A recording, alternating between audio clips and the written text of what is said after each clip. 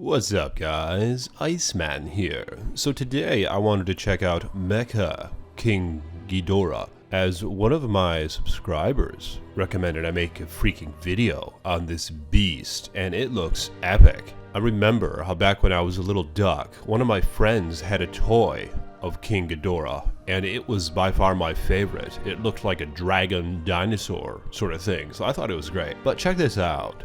Mecha-king Ghidorah is a mechanically modified Ghidorah created by Toho that first appeared in the 1991 Godzilla film, Godzilla vs. King Ghidorah. Mecha-king Ghidorah's name is simply a combination of the word mecha, which means a robot that can be controlled from inside it, and King Ghidorah. Mecha-king Ghidorah has a futuristic and mechanical look, with his middle head mechanized as well as his wings, torso, and a few other areas. He's considerably more powerful than the purely organic King Ghidorah. After defeating King Ghidorah and sending it to the depths of the sea, Godzilla began to wreak havoc throughout Japan. Emi Kano, a Futurian who rebelled against her crew, and her android, were asked if King Ghidorah could be revived in the 23rd century. If possible, he could be brought back to the present and used as an anti-Godzilla weapon to protect Japan.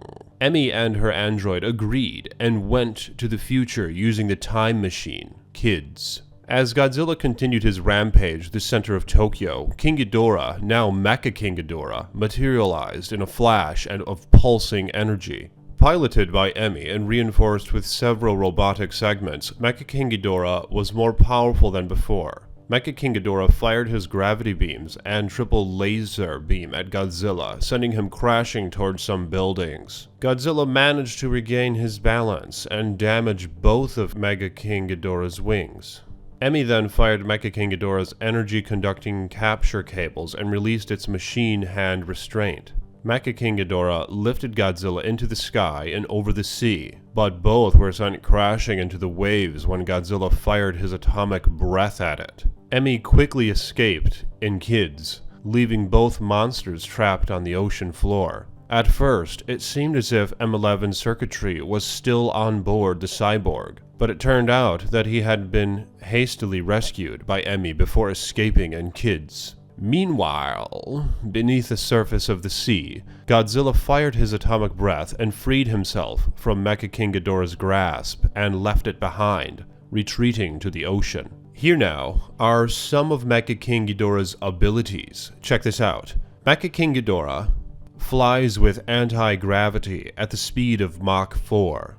Mecha-king Ghidorah can fire yellow gravity beams from its mouths on the left and right head, since it was a modified version of King Ghidorah. Mecha-king Ghidorah can fire a laser triple beam from the central head. In Godzilla Island, however, all three heads can fire laser triple beams, due to having three mechanical heads as opposed to one, like in Godzilla vs. King Ghidorah. Mecha-king Ghidorah is equipped with capture cables and a large machine hand restraint that can also discharge electricity. And I remember I saw some footage of when he fought Godzilla, and that contraption just shocked the shit out of Godzilla. It was devastating in power. And here's what happened on Godzilla Island. Check this out. After facing yet another defeat at the hands of the inhabitants of Godzilla Island, the evil Xilian Zaguresu immediately realized it would take nothing short of a miracle if her plans for planetary conquest were to succeed. Luckily for her, that miracle soon arrived in the form of a giant object, the monster vending machine,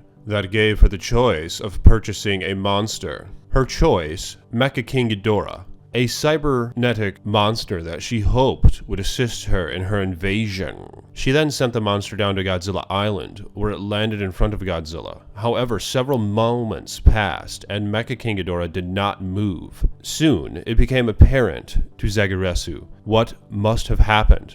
Mecha-king Ghidorah did not have a pilot, and would not work without either a pilot or modifications, allowing it to work on its own. Godzilla then ventured forward and simply knocked the cyborg over, and very soon, the G-Guard commander in Torima formulated a plan. Use the robot to attack Zaguresu's ship, the Baruta.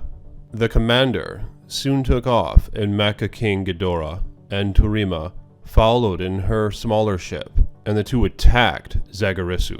For some time, the plan worked, but unfortunately, a rogue asteroid knocked both the commander and Turima back towards Earth. Using a tractor beam, Zagarisu brought mecha-king Ghidorah back to her ship, and soon flew it down personally to attack Godzilla Island. Fortunately, the monsters led an attack of their own, and soon drove the robot back into space. Mecha-king Ghidorah would be called on again by Zagarisu to attack Godzilla Island, but each time the beast would be forced to flee. Soon her leader, the giant Dark Emperor, began to tire of her constant losses, and Zagarisu was finally driven from Earth by Turima and was never to be seen again until the final battle. Eventually, a more powerful version of Mecha-king Ghidorah called Hyper Mega-king Ghidorah was purchased from the giant vending machine by Zagarisu and sent to attack Godzilla Island.